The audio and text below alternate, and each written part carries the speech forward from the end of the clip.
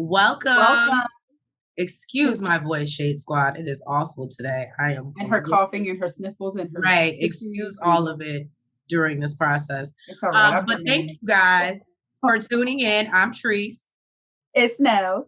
And we are getting into episode 2 of Love and Marriage DC. So please join us and my sick ass. And let's get as shady as I possibly can get with my sniffles. I think it's about to be one of those robe nights, so I don't end up like you.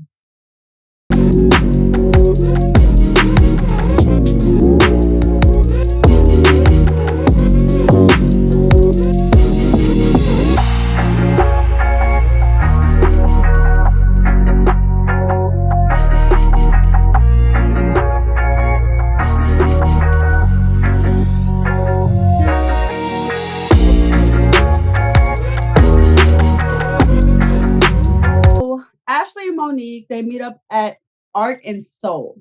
Yeah. Monique, she reflects on her relationship with her husband, explaining to Ashley that, he has been going through some BS for the past 10 years. She does not want to go through it for the next 10 years. Basically, not feeling heard. And she's like, if I don't feel heard, like from anybody, I should definitely feel heard from my husband. I completely agree, but those be the motherfuckers that ignore you the best. Facts. And Ashley talks about how, it was really difficult for her. They went through a 7-year itch. I'm not going to get into that because, basically she said she had to quit her career because Quick was able to do whatever the fuck he wanted to do. And she just had to, she had to drop everything for her kids. They didn't have no help. Dropped out of school twice. She dropped out of school twice. I was like, hold up, I'm confused. If this man is working as hard to take care of his kids, why can't y'all afford help? That's true. That's all he keep on talking about. I'm doing this for my family. What in? Need to put some of this money towards giving me some help so I can, or fly one of my relatives in. She says that even when she tries to pop out and do her own thing, she has to call help. Like she has to get nannies or her mom to do the one job that she does by herself. Quick needs help. Yeah, she says like she got to call everybody and their mama just to help him, but she does that job alone. That's normal mom shit. I was gonna say that's some normal mama shit. That's some normal mom shit. And Ashley says basically at this point right now, like it's time for her to do the things that she wants to do. And Monique says the hard thing is going to be like when she takes off, like, is he going to have that same support for her? Right. Let's hope. Okay. I was going to say, we all know it's not the same when it's the other way around. Ashley is happy that she actually has support from someone who gets it, who knows where she's coming from. And has been going seeming like she's complaining. Exactly. Monique says that a lot of times people on the outside looking in, they just see the man and see that he's a great provider, he's hands-on with his kids, and he's such a great husband to his wife. And he makes sure that, she has everything that she needs. And that puts her in a position where basically you can't complain. Can't complain, but your complaints and how you feel is valid. And I think that, like that, when she said that, I was like, damn, that is true. Because I outsider looking in would be like what do you have for her, right? What do you have to complain about? But everybody they both agree like that, but they both agree basically that they kind of have to push their husbands to get the support that they need, get their ass up off the couch, and hey, can you go play with your children? The children that you wanted me to have? Can you go do something with them? All 5, 6, 7 of them. Right. Go on over there. They're here just to look at. And then station takes a turn to underarm vaginas.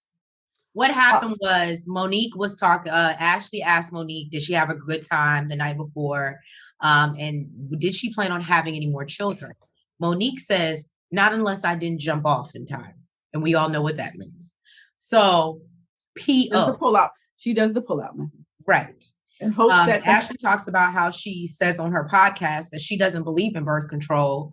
And then she gets into how she felt that she was moving into menopause and she's having hot flashes and mood swings and all types of things, and then tells us about this underarm vagina that she has. And what's so crazy to me is I feel like any other woman with that type of money would have that removed or have something done to that. But she actually appreciates her underarm vagina.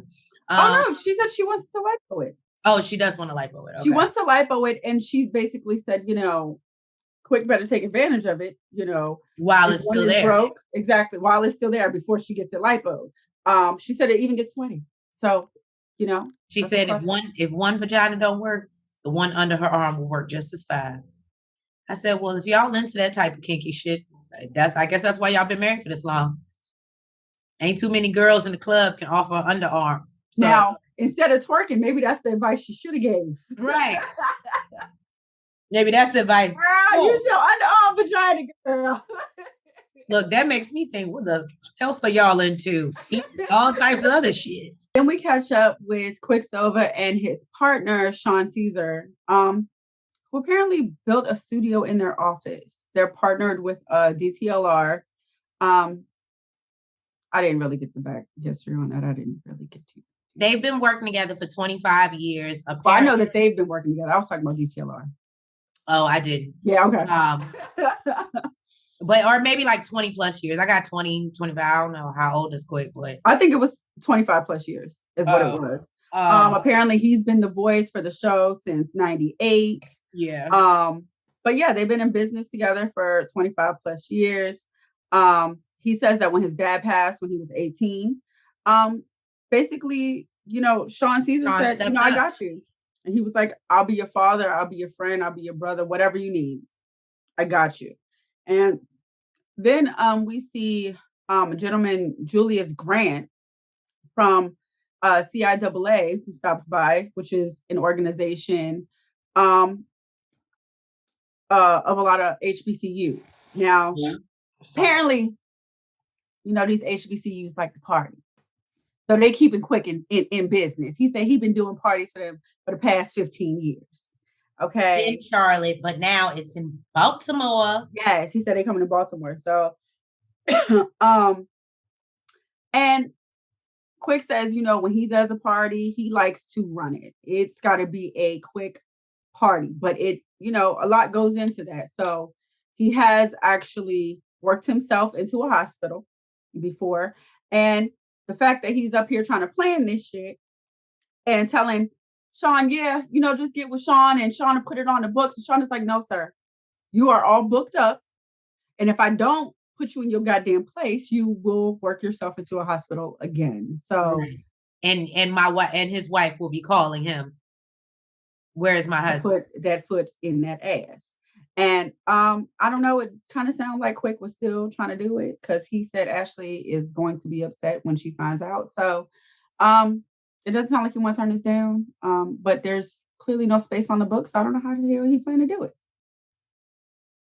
He can work himself to the bone, apparently. As they say, you always find time for what you want. So Monique stops by WPGC, which is a major radio station in this area. And she meets with, I guess she's supposed to be interviewing to be a guest co-host with Todd B. Is it just Todd B? No, right? It looks like Todd B. And all they said, but Guy Lambert does the news on there, so we see Guy Lambert there as well. Okay, well, all they said was Todd B. So basically, they go down her resume and about the mother she is and the businesses she has, and basically says you are the type of woman we are looking for. Okay. And apparently Todd B has been on her not for Lazy Moms podcast, because they talk about how they enjoyed working together previously. They let her know that basically this is a morning show, so you got to be up pretty early. Guy Lambert is there, and they say Guy Lambert gets up at 1 o'clock in the morning. He said that's a negative. I don't get up at 1 o'clock in the morning, but apparently he get up early. I was telling Trees, it is crazy to actually see what Guy Lambert looks like. When you listen to him on the radio, yeah, it's kind of nuts. Yes, when you listen to him on the radio, he does not sound like he would be like a bad-looking guy, which he's not, but he looks like for what you think he look like. He has like this kind of like deeper voice a little bit. You expect him to kind of be like not a big, huge guy, but I don't know, just stockier. And I don't know. I just thought it was funny because you never get to see, the face behind the mic. The mic, exactly. So, they let her know that if she did get the job, she'd have to be there like 5:30. And apparently she's a little bit concerned about her drama that was associated with her time on reality TV. And Monique said, I don't bring the drama. But if the drama comes to me, I just handle it. I was like, okay, well, I don't know if at an interview that was the best answer. I don't know, Monique. I know you've been out of the interview process probably for a while, for a minute. And you got your own business, but that's probably not the best answer. But she said, you don't say the shit like that at an interview. Don't teach your kids that. Don't teach your kids. Not at all.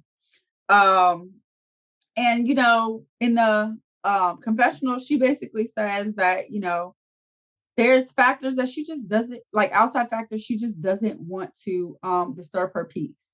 Now she is concerned a little bit, tiny little bit, about Chris getting up in the morning and having to deal with the kids if she gets the job. And but she's like, really he's just gonna have to eat because he ain't got no choice, basically. And I don't know. It sounded like Todd B kind of basically told her, well, I got to go, so don't call us, we'll call you. I don't know. I'm not sure he really liked her answer, to be quite honest with you. I guess we'll see. And we sit down with Chris and Kevin. They're going out to lunch. And of course, Chris wants to get the scoop on his soon-to-be ex-wife. Kevin basically says there has been a lot going on. And even while he was sitting out in the car, he says that he just found out that the divorce papers came. And she made it crystal clear that you better sign them. Damn. And Chris basically says that he is blown away because they just seem perfect for each other. And you really didn't need to do this, but they made a whole clip on how many times they had sex a day, and they're all smoochy and lovey, and it was a bit much. And apparently Chris says they were just shy of a year for their wedding anniversary when he was accused of stealing company money to take his kids ice skating. And he basically says that's ridiculous because he ain't never take his kids ice skating. I told Trees, I said, I don't know first. You're being accused of stealing money for taking your kids ice skating, or really actually never taking your kids ice skating. I don't understand why ice skating is that expensive. Because apparently this brother they accused him of stealing $1,500. This somehow led into him filing bankruptcy. Mm-hmm. Which then, it was just a downward spiral. And then he said he's still in court to this day. And they're like, now granted, it may be editing, but Chris is sitting back and he's like, I feel really bad for this guy. He's just a genuinely good guy. He's just a great guy. He's so articulate. And I'm just like, I just can't understand. We didn't understand anything he said either, Chris. So how did you get that?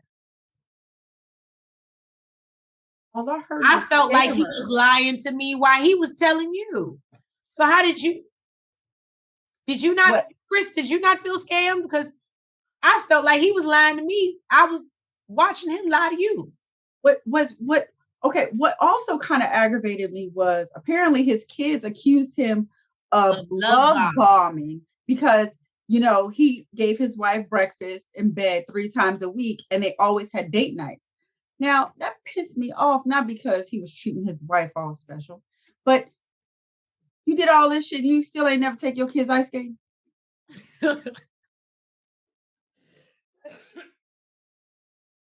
That's probably why they was accusing your ass of love bombing, motherfucker. They wanted some of that love too. Take the motherfucking kids ice skating. Great guy. And then I don't understand. So then we know so apparently he said things got so out of control and he didn't know how to explain this to Winter. So I guess then they took his house and that's why he's living with his parents. That's what I assume. But he talks about how much it hurts him that it's about the kids. And he loves especially the youngest one. Apparently he's super, super close with the youngest one. So now basically, Chris is happy that he got Kevin's side of the story. And I have a feeling that we are going to see Kevin and Winter in the same vicinity at some point, and it is not going to be cute. So Jamie Tyler, Quick, and Neil Ryan meet up for Lions. Oh, Lions? Oh, damn that Big Speak, whatever she is. So they meet up for drinks and they ask how J&J Entertainment is doing.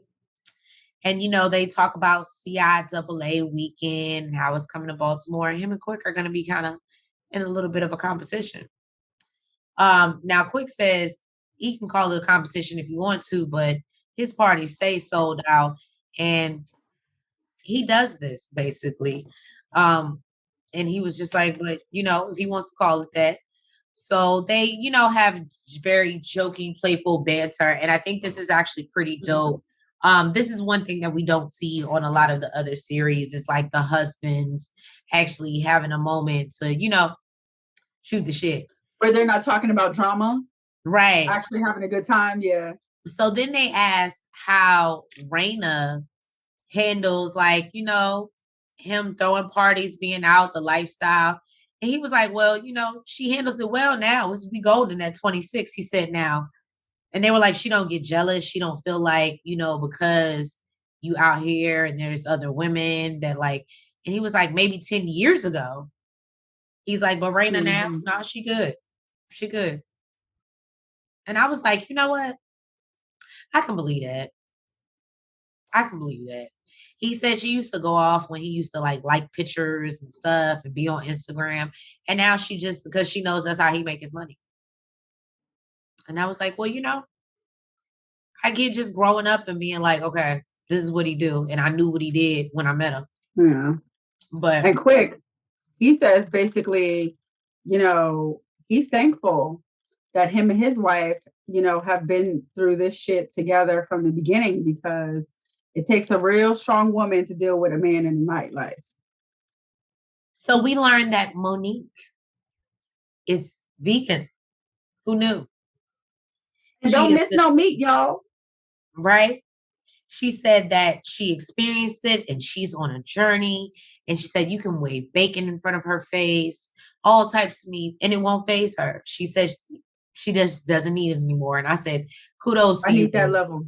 Right. I need that level right there. So I guess the only thing you would wave in front of her face and she gonna go for it is her man's meat. Okay.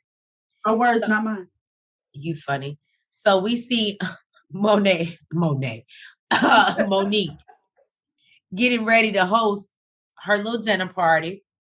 Her and Chris sit down. They talk about the interview with WPGC. And she said that she thinks it went well. She said that she feels like they really like her. And I mean, they have a couple people. Don't know no better. But I think she's on the radio now. Actually, I think she did. I think she really did. She was right. They really didn't have no more candidates. You're a dick. You're a whole dick. So anyway, She lets Chris know that he's going to have to get up in the morning with the kids and he's going to have to take on that responsibility. And he's a little like, but you know, he realizes that he needs to step up and help. So he's like, I'll do whatever needs to be done to, you know, assist you. And I was like, and you know, Monique tells her she wants a man. She wants somebody that covers her emotionally, spiritually, and physically. I said, girl, yes. Yes. You know what? I loved the fact that she said, I am not one of these women who is out here like, oh, yes, my husband, he's my fourth child. She's like, no. I wanted a man. When I got married, I wanted a partner. I married a partner. And that's what the hell I need you to be, is a partner. I said, okay, Monique. Okay, Monique. Okay. Look, reach one, teach one. I'm not mad at them. Then, as she's talking about her opportunities with the morning show and how she's feeling good, Chris decides to bring up this situation with Kevin and how he met with him and how he really just doesn't know. And Monique, because he's so madly in love with her. Kevin's, what the fuck that mean? That don't mean he's a scammer. That mean he scammed all these motherfuckers to show her he's madly in love with her. That's true. So Monique is like, you know what? I believe Winter. She has no reason to lie. And I believe that she found out a lot of things about him that she didn't know. And of course he misses her. She's a bad bitch. Why wouldn't you? And I was like, okay, Monique. Like her ass. Look, I like that she was like, swindled just like her ass did in the beginning. Right. And I was like, y'all better leave. Because look, I told y'all from that scene, I said, oh, he is getting over. So these little cheaters, okay, Ashley and Quick, are supposed to be heading to Monique and Chris's house for their, their dinner. But since Quick don't like, vegan food, he like meat, they're stopping to go get some food. I ain't mad at it. It was cute. And just have a little private time. He said something that he know he'll eat. Okay. And yes, it was some private time, some date time, I guess, where he can squeeze it in, get in where you fit in. And they start doing these little sexual innuendos. And I don't know why. I just felt like I was watching like my auntie and uncle, like, talking about not having a shrimp and let me put this meat in your mouth. And I almost get past the scene. If it wasn't for y'all, okay, and me having to endure this for y'all, because I love y'all, I would have skipped past that scene. Okay, I'm just letting y'all know now. But he does get into his bookings with the CIAA, and he says that he has 15 events over 3 days. Within 3 days. Like, she is just aggravated. She was like, you know what? I ain't gonna talk to you about it no more. Because we've had this conversation. Talked about this. And you working yourself to exhaustion. And you'll go through it and I'll be there to pick you up as usual because I always am. I said, well, okay. And she was like, and let's not forget, you also have children that, you're supposed to be caring for. And, while you're doing these 15 events and, I'll that's probably 15 have to cancel. events I have to cancel. Exactly. So I was like, well, so in a confessional, basically, she says this is like a routine for them. He'll take her out on a couple of days. Then he'll go like a whole year of working straight like crazy. And then she'll get to a boiling point to where like how she is right now. And then it'll start all over again, like a vicious cycle. I did like how they kind of ended the conversation. They kind of got back to a good point, like a good place. They both agreed that they appreciate each other. They were reminiscing about, the good times that they had and how like nobody that's hung out with them can ever say that they had a bad time. Like they get to sing in their 90s R&B music, getting drunk, 3-4 o'clock in the morning. They actually sound like they might be a good time. So Monique is running around like a chicken with her head cut off while Chris is sitting down in the sitting room watching football. And I guess, these are probably one of the things she means by, support, like, hey, check on something, make sure some shit is done, make sure everything is set. So we can look, help me, help you. We're having a dinner party together. Right. Yeah, I mean, I think I would feel some type of way if I'm running around going crazy and just sitting down, chilling, watching football. Anyways, so, her guest starts to arrive. And we meet Tasha Lyons, who is Neil Lyons' wife. And this is someone who used to do Monique's hair. And she says they have built a sisterhood over the years. So guessing maybe that's how she knows Neil. I'm not sure, but Monique lets everyone know that they are having a vegan-ish dinner. Quick is over there acting surprised and shit. Like, oh, like he ain't already stop and go get something to eat before he got there. You done got your meat. Okay, sir. Relax. Oh, I'm sorry. He got his shrimp. Okay. And Arena says that she doesn't eat vegan. So she is asking if they deliver DoorDash there. Although, so Chef Mel is very confident in his food. And I do see Arena end up with a plate. So it must be pretty damn good. I didn't see or hear anybody complaining about this vegan meal.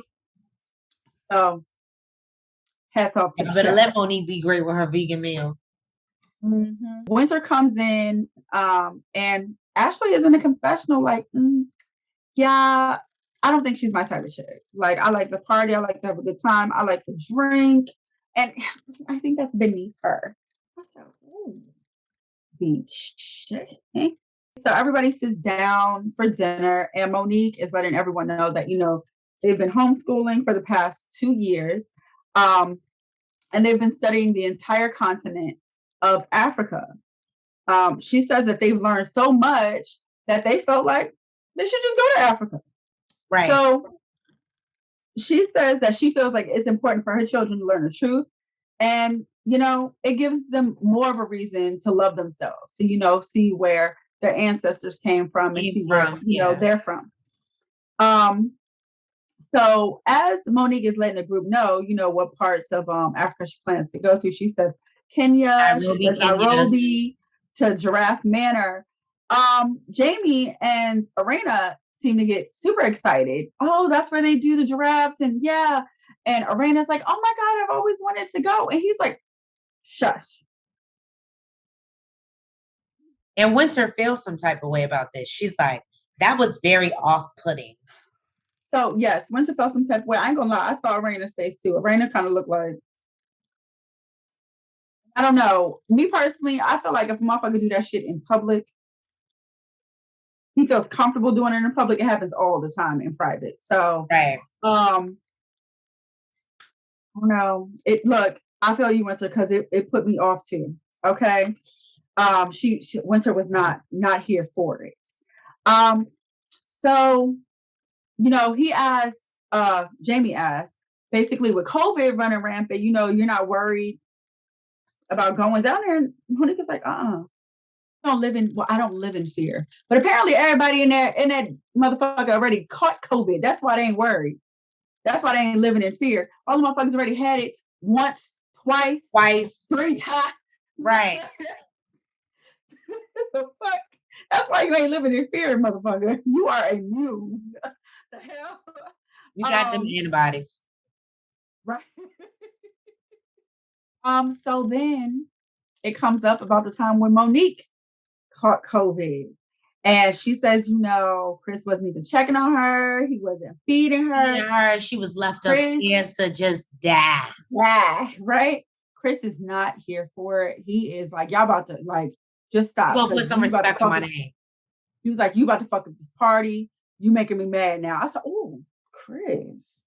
I never seen him get like, we know he's a big guy. He got a deep voice. But, I feel like I think of him as like kind of like a big teddy bear. Right. He don't come across like that. But he was super offended and he was super upset. And he says basically that she always complains that she doesn't get enough rest. And when he does wake up out of her sleep, he gets yelled at. So I guess he felt like it was best to, just let her sleep. Distance. And, they go back and forth for a little bit.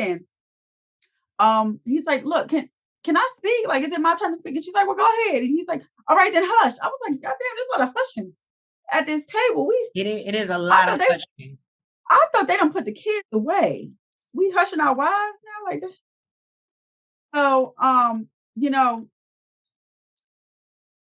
now she spoke up. Okay, we know Monique. Monique ain't going for that. She was like, She not don't do all that. She was like, you will ruin this whole entire dinner. So like, don't come for me like that. And he says that basically you ain't about to come for me.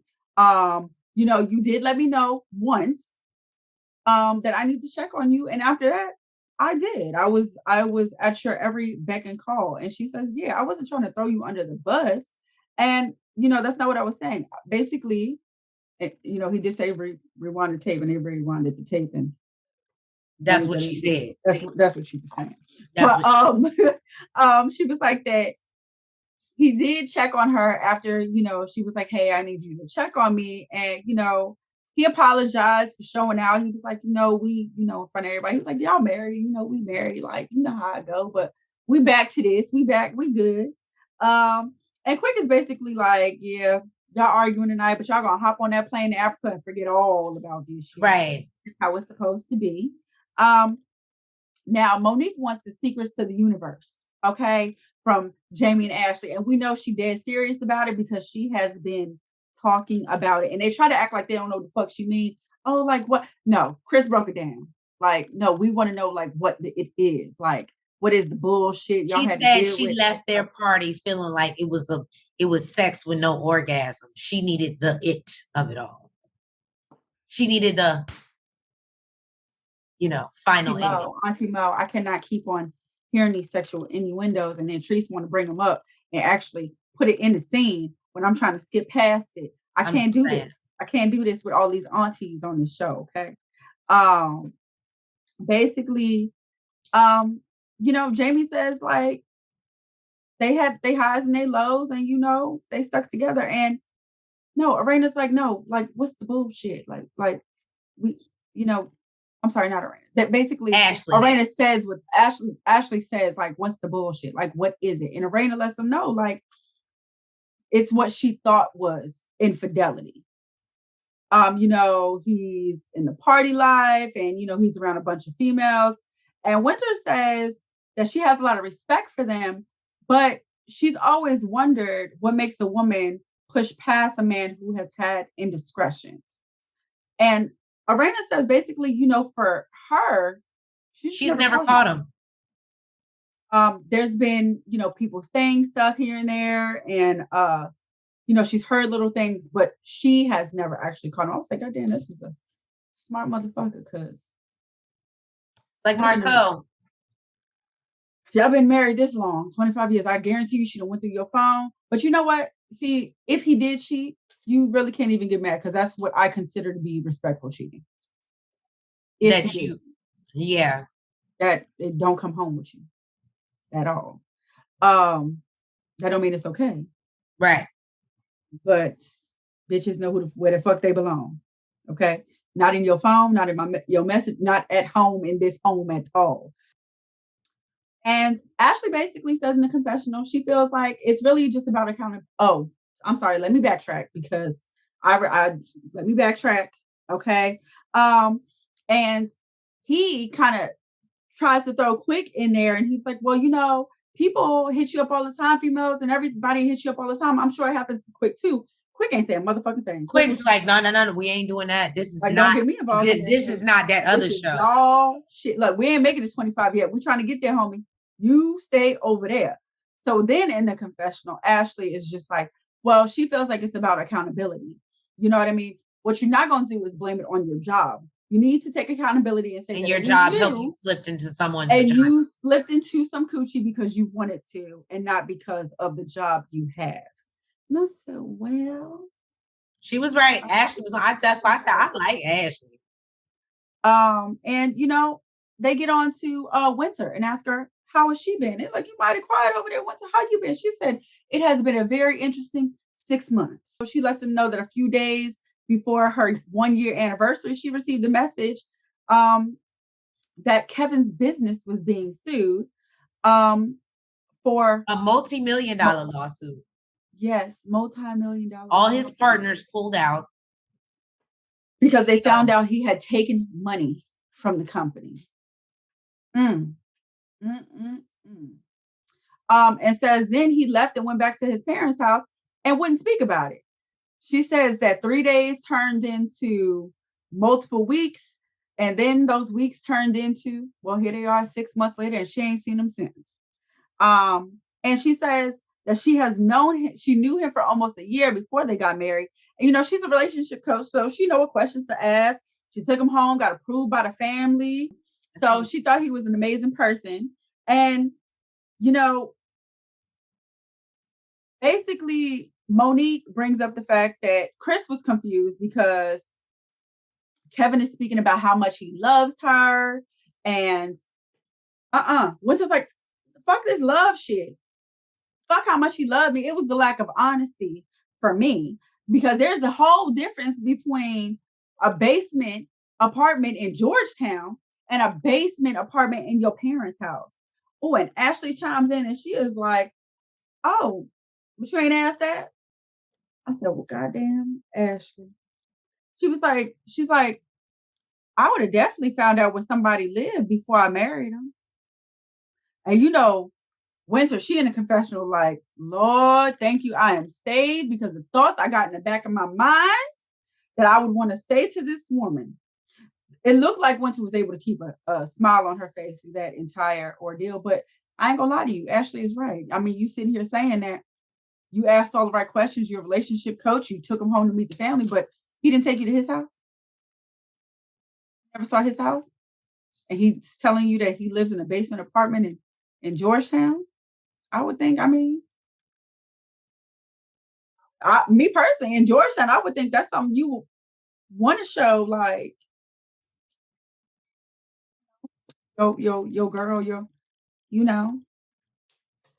But no, apparently it's because it was his parents' house. So. Smoke and mirrors. Can't ask the right questions. I'm with you, Ashley. Thank you guys for tuning in to another review of Love and Marriage DC. Please make sure, if you have not already, that you like, you comment, you subscribe, and hit the notification bell. And please make sure that you are following us on all platforms, and we will catch you next week for another review of Love and Marriage DC. Have a good night. Mwah. Good night. Front, back, side to side. Make sure you go like and subscribe. Front, back, side to side. Make sure you go like and subscribe. Hey!